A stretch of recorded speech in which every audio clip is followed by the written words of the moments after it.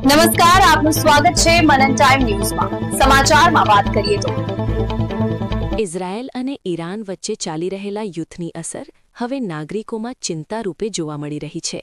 ઘરગથ્થુ gas cylinder મળશે કે નહીં તે અંગે લોકોમાં ભારે દુવિધા સર્જાઈ છે.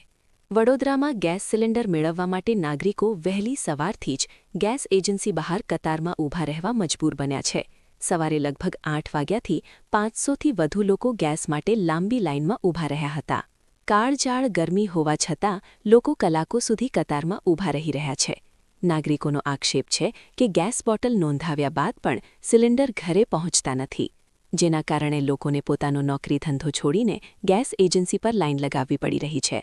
ગેસ નોંધાવા લાગેલી લાંબી લાઇનોમાં કેટલીક જગ્યાએ ઝઘડાના બનાવો પણ સામે આવ્યા છે. લાંબા સમય સુધી કાળઝાળ ગરમીમાં ઊભા રહેવાના કારણે એક મહિલા અચાનક બેભાન થઈ જમીન પર પટકાઈ ગયા. ત્યાં હાજર અન્ય લોકોએ તરત જ મહિલાને પાણી છાંટી મદદ કરી અને થોડા સમય બાદ મહિલાને ભાન આવ્યું.